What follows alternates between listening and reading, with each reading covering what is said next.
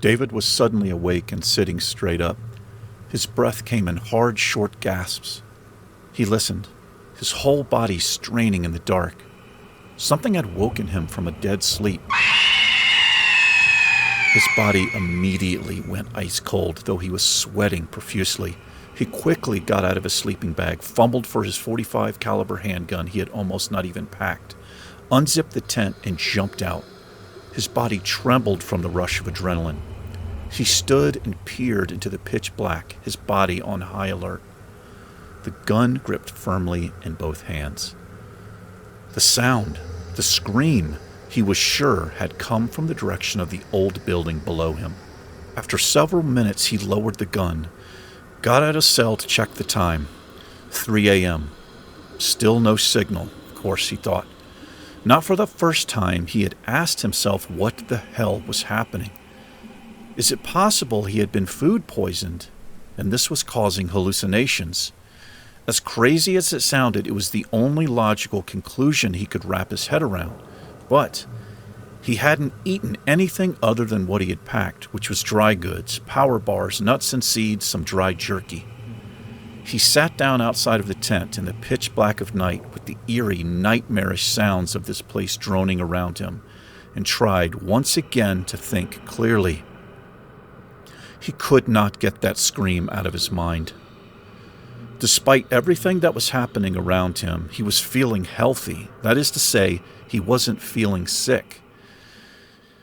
He ruled out food poisoning. As he sat, feeling almost numb, he thought he heard very faintly something walking through the forest.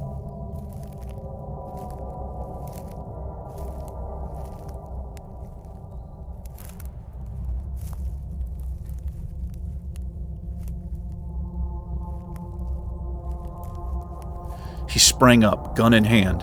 "Hello?" His voice was loud and frantic. Even in his own ears it sounded out of place. The walking sound stopped immediately. "Hello? Please!"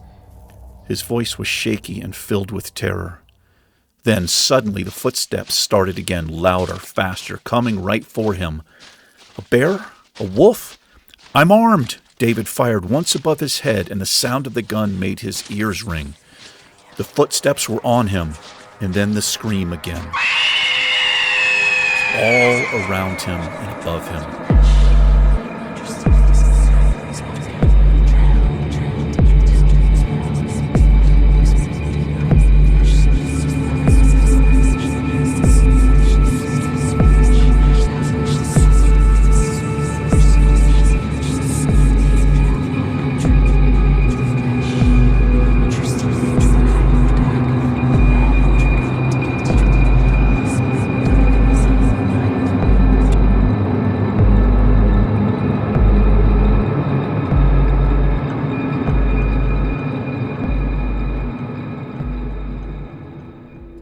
David's whole body retched and came awake in a terrible, twisting, fighting motion.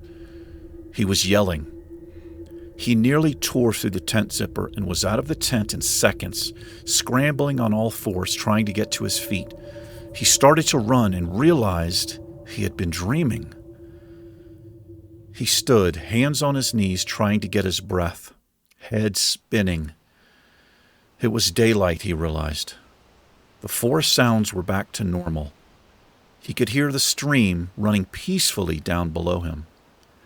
He could hear and feel his own heart pounding in his chest and his ears. He scanned his surroundings, almost certain he would see some horrible beast in the forest around him staring back. Nothing.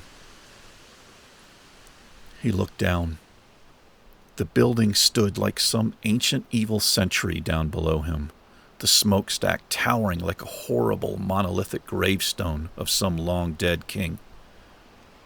He went about packing up his campsite as quickly as he could and set out down the embankment to the building. He needed to get the hell out of here.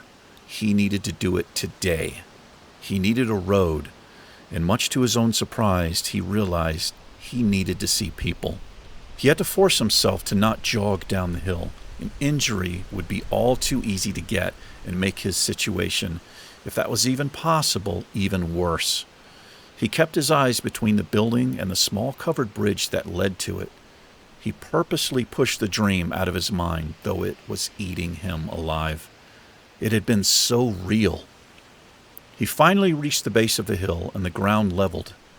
He stood in an almost cleared area looking directly through the bridge. It was so out of place, but yet, for some reason, it didn't surprise him at this point. Nothing did. None of it made any sense anymore. He walked first to the stream and filled his water skins. He drank deep, and he felt the cold water return life and sanity to his body. He splashed and washed his face for a moment, and for a small time he felt okay. He took a knee and looked at his map. The only stream he knew of should be way back west of where he thought he was, but honestly, he didn't know where he was. It was also possible this stream was not marked on the maps because it was tiny. His GPS, still useless to him, as was the phone. He could still not believe there was no signal on the GPS. It was a satellite receiver, for God's sake. He expected the cell not to work, but the GPS? He packed it up. Fuck it, he said. His only goal was to find a road. If this building was here, there must be an old service road here, or at least a path. He walked into the tunnel. He realized he was walking slow. A sense of dread filled him as he forced himself across the old wooden planks. He studied the posts as he walked. They were very old, but impossible to know a date. About halfway across, he began to notice carvings in the posts that ran to the top. He stopped and studied them. He saw detailed carvings, perhaps burned into the wood, of things. They looked like demonic creatures, some half animal, half monster. He saw symbols that he had never seen before. Witchcraft, devil worshippers, evil wards. He didn't know what else to think. He was scared, terrified, like he had never been before. It permeated his being. The last 3 days had been nothing but terror. He walked on. At last he came to the end of the tunnel, and looking up on the crossing beam above him, he saw the words, "Hagatha lives."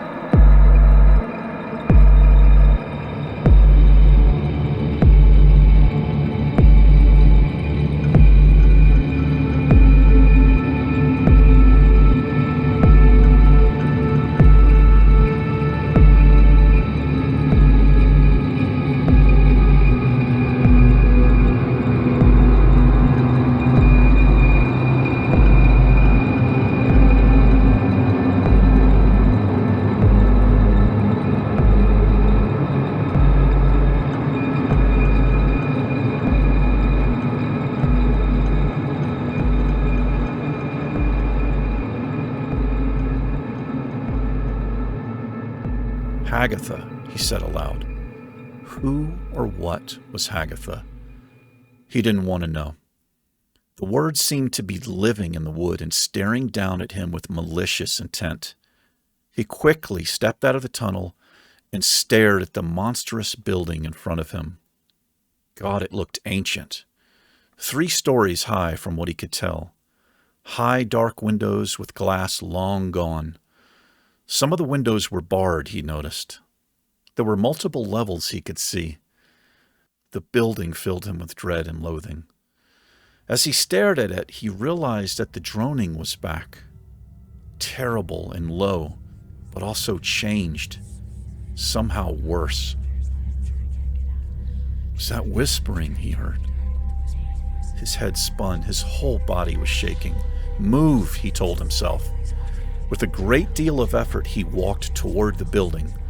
Where was the front of this damn thing? Who had built it? How long it had been here? What was its purpose? So many questions, none he cared to have answers to. He must find a road and go in any direction it took him. He decided all at once he would never go into that building.